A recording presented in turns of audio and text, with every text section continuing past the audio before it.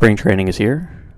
Mets fans can rejoice. The 2025 Major League Baseball season is very close to commencing, and we have a lot to talk about, including the recent injury woes that have befallen the Mets starting rotation, and the spring training arrivals of Mr. Juan Soto and Pete Alonso. So, lots to talk about. Let's roll.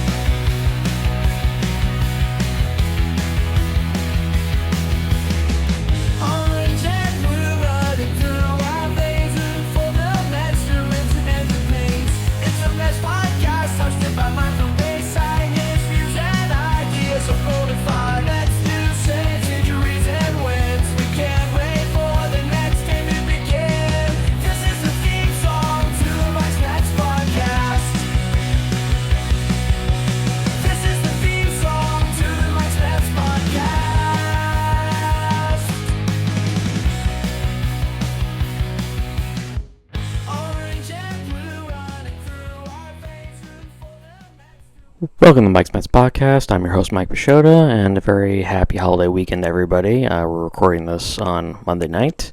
Spring training is upon us. We are officially into the swing of things, no pun intended, and we are enjoying to seeing Juan Soto arrive and take BP. That was a very exciting thing for Met fans, certainly. And then, of course, Pete Alonso arriving. All smiles, very happy to be back with the Mets.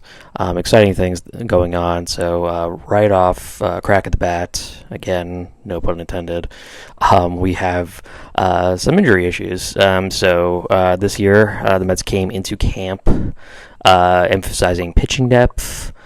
This was a strategy designed to weather any kind of inevitable storms that were going to be coming with the long season that was going to be coming ahead of them. And that depth is being tested right out of the gate. So very unfortunate. We have found out that, according to Carlos Mendoza, that Mets manager, he announced that Frankie Montas, the Mets' new acquisition this offseason, has a high-grade right lat strain. This is going to keep him out for a good while. The prognosis is 6 to 8 weeks. He is not going to be throwing during that time, and then afterwards he will see a full spring training style build-up. So we can expect probably him being available sometime in May, possibly in June, depends on if there's any setbacks with his rehab. But this is, certainly a blow to the Mets. But Mendoza took it very realistically. He had said in an interview after he announced the news that they've been talking about him. They were going to need possibly 8 to 10 pitchers in that starting pitching staff to kind of get through the season. They had started out with the thought of, okay, we're going to be using a 6-man rotation anyway with Kodai Senga and getting him back into a full rotation workup again. For them, they have pitching depth in this case. I do feel comfortable with the moves that they've made, but they are being tested immediately, and by a guy that, because of the contract that they gave him, this was not nothing. It was a decent amount of money for Frankie Montas, and their faith in what he could possibly bring to them is being tested also right now. So right off the bat, we have some work to do with that rotation, but I do feel like it's a 2-year, $34 million contract, and he's already dealing with this, and this is a guy who's had a long history. He's well documented that he has had several problems and hasn't really pitched a full season because of all those problems. So they are taking a bit of a risk with signing him, and for the amount of money that they are paying him, it does look like something that could blow up in their faces. In terms of, let's look at it in a positive way. I mean, it wasn't anything major, serious. I mean, this is certainly not how you want to start the season off, already on the IL, but you could look at it as, he could have been out for much longer, possibly even the entire season. So in terms of major injuries, they dodged a bullet, I guess, but certainly not nothing. Despite the Montas injury, the Mets are still planning to utilize the six-man rotation, as I said before. So Kodai Senga, Sean Manaea, Clay Holmes, David Peterson, those are expected to be the top four starters for that rotation, and that will leave Paul Blackburn also on the mend, then Griffin Canning, who the Mets also acquired in the offseason, and then, of course, good old Tyler McGill. It's a battle for the final remaining two rotation spots. So, barring any last-minute trades, that possibility is certainly not out of the realm.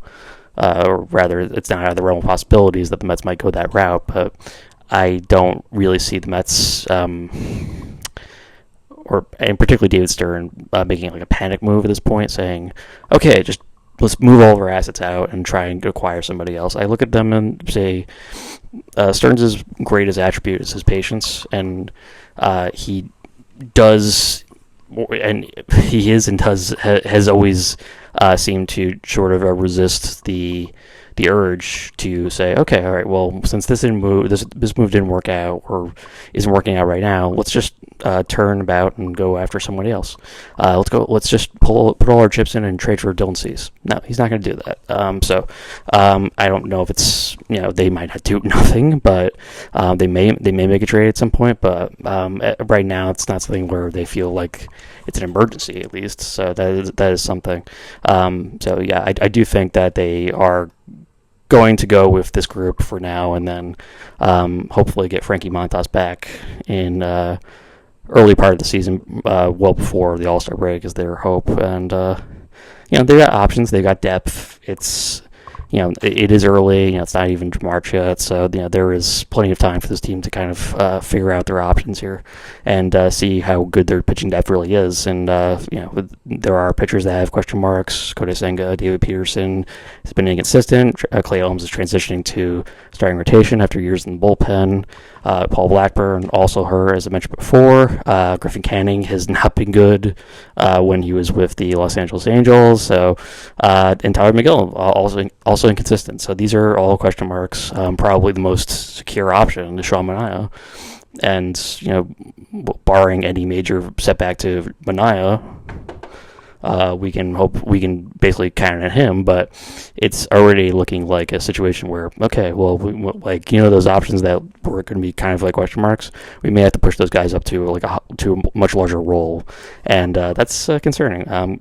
Jeremy Hefner has a great track record of success, but that doesn't always guarantee that you're going to see success immediately, particularly when you're in such a competitive National League East. So it is a challenge right now. But moving on to more positive things, all eyes were on Juan Soto, who arrived in Port St. Lucie this week, and the scene was described as, by all accounts, a spectacle. Cameras, media, fans were mobbing Soto, not like mobbing, but they were all around him, and there were people shouting, screaming. This was a huge moment because the hype is real. Like they haven't had somebody energize this team and this fan base really ever. With the exception of maybe Piazza, who was, it was a midseason trade. But Piazza came over with an enormous amount of hype, and people were like, that guy is unquestionably one of the top 10 hitters in baseball, and was coming into the New York fan base. That was a big deal.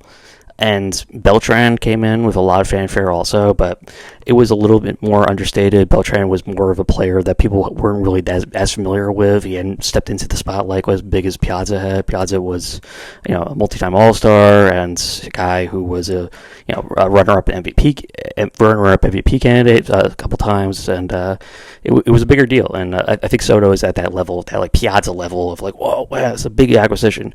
To another extent, Keith Fernandez was also a huge acquisition, but another midseason trade. So this was him coming into spring training at this point. And this is his first appearances with the team in the Met uniform. It is really amazing. His presence has really started something here. The batting practice session was something where people were just blown away. People were watching, seeing the video of him crushing home runs. He looks already in midseason form. No rust whatsoever. Like this guy is just such a natural hitter, and it's really amazing. They're saying like this guy's a monster. Like he is really that good. And there were naysayers and haters who were saying, the hype's not going to match the reality and all that stuff. And it does come to a certain point where you're like, okay, well, this guy is unquestionably one of the top 5 players in baseball, maybe top 3. And sometimes if somebody's like not playing in terms of injury problems, might even crack into the top 2. So this is a massive moment. We just don't really have top 2 players available, even top 3 players available on the Mets ever. So this is certainly a huge move. I just came to mind another thought of like, oh yeah, Johan Santana was another guy like this where the Mets brought him in an off season, and Santana was unquestionably was the consensus top pitcher in baseball. Like, even though he had not won the Cy Young the year before the Mets acquired him, it had been 2 years before that, but like everybody knew like Santana was the best pitcher in baseball. That's maybe not something that we want to think about too much, because Santana was also a similarly young pitcher who came over and had a couple of good years, but they were derailed by injuries. So we're hoping that's not the case. But Soto's kind of trying to diminish expectations already. He's saying I'm not the guy. He's trying to point to the fact that like he's better as the guy who is helping up everybody else, and is setting up the table. He's not always the the table setter, not always the table cleaner. This is the guy who's not always driving in the runs. He's the guy who is getting himself on base and making available for other people behind him to drive him in. And so Soto is like, he's trying to like temper expectations, I think, a little bit, which is wise on his part, because the stats are not going to like justify his contract. Because the contract would have to be, or rather his stats would have to be, just to justify the contract would have to be like 50. It would be like 59 home runs, 155 RBIs. It was real ridiculous numbers. You have to win a batting title and like and every award in order to justify the contract, which is just impossible. But rather than say like, oh, I'm going to win an MVP this year, he's not. He's trying to say already that he's a guy who's just, I'm a really good player. I'm obviously like worth the money to like this franchise, but I'm also not going to be the I'm not going to be Babe Ruth, which is I think important to kind of make clear. His performance is historic, and he's at such a young age. He's so young, and this really long-term contract where he is a Met for life, and they're just hoping that he is the catalyst here to kind of push them into what they hope will be World Series contention. So, very exciting with him. And then we also have the news that Starling Marte and Marte trying to fill his role in this new regime, where he has Soto coming in. The Mets made it clear. Marte had revealed that the Mets had talked to him and they were trying to trade him after the Soto signing, but he's obviously still with the team. And it's one thing I like is that these players are all very professional. They're veterans, and there was certainly situations with Pete Alonso where this could have been really awkward, but I think Alonso handled it all very well. The same with Marte. Marte was was pretty upfront with the fact that like they told him that they were going to trade him, and then they just couldn't do it. And it's not out of the realm of possibilities that Marte might be eventually traded later this spring training, maybe later this year, who knows. But at the moment, he's remaining with the team, and he had said he appreciated that they were up fronts. They were really helpful. They're trying to make sure he landed in the right situation. And it looks like he's going to be transitioning to more of a part-time role. No more starting for him, probably platooning with Jesse Winker at DH, which seems like the best way for Marte to contribute in any way, which is, he is a good player. Like, he does have value. Like, I saw that in the playoffs. This is a guy who came up with plenty of timely hits, and I think sacrificed, a lot of, his power to come up with, with his batting, to come up to it with a better batting approach. And it was just really interesting to see that play out. Marte, I think, is a terrific veteran, a good clubhouse presence, and This is something that with the Jose Iglesias situation, it's not clear what's happening with Iglesias. The Mets have kind of closed the door on an Iglesias reunion, but there are these rumors, unsubstantiated rumors, that the Mets might be talking to Iglesias still, and let's see if the Mets can possibly come up with a 1-year contract with Iglesias, come to an agreement to bring Iglesias back into the fold, but they are kind of transitioning over and saying, okay, well, they're like, we do have roles for younger guys, and they didn't really cite examples per se, but they were saying Luis Angel Acuna or Brett Beatty would be maybe options that they could pursue in terms of filling in that final infield spots, which is it is certainly a possibility. But I do think when I think of Marte, I also think of Iglesias. These are guys who are great veterans and great positive influences in the clubhouse, great for clubhouse chemistry. It's really important. I think it is something that is a defining trait, particularly in 2024. Iglesias was a big part of that, and I know people are bummed because Iglesias is not coming back, or doesn't appear to be coming back, that they're kind of losing their identity because he was such a big part of it. And I think people have to remember that Iglesias was a catalyst. He wasn't the reason why, but he was certainly a guy who kind of reminded them to, it was okay to be fun. It was okay to have fun, be funny, be kind of weird, because that's their way. They're not the Yankees. That I would hate it. I would hate it if they ever became the Yankees. I would hate it if they became this clock in 9 to 5. Oh, we're just gonna win 90 games a season type of way. I would hate it. It would lose all the fun for me. Would I like them to be contenders? Absolutely, but I would like them to have the same identity, which is, just be different, be funny, be weird, adopt a mascot from a McDonald's franchise, all these things.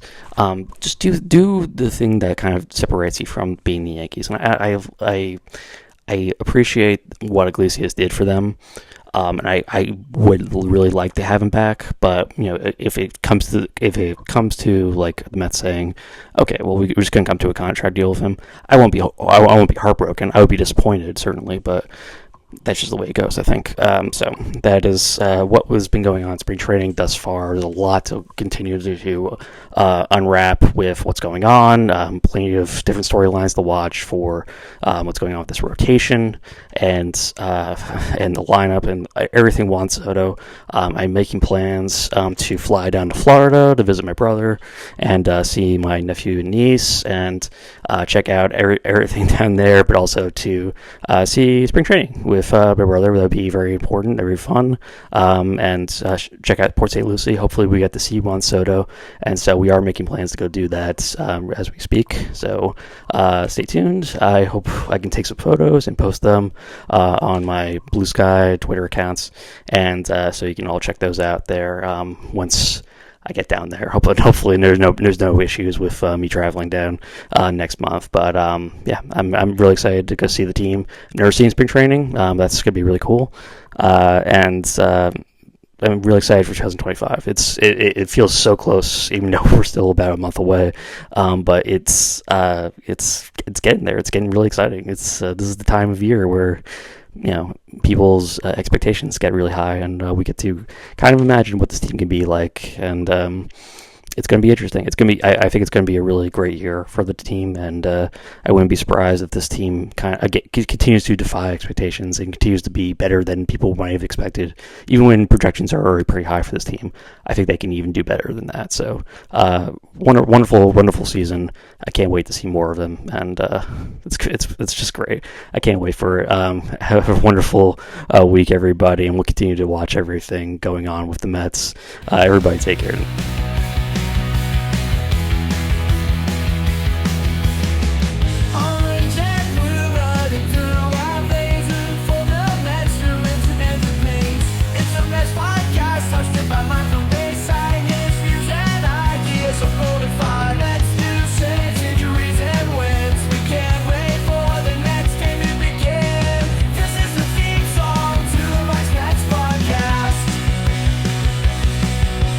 This is the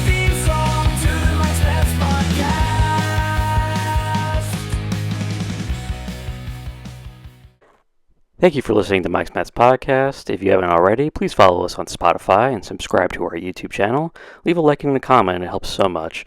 Finally, please follow our Twitter and Blue Sky pages. You can find us at Twitter at Mike's METS Pod, all one word, and on Blue Sky at Mike's METS Podcast.bsky.social.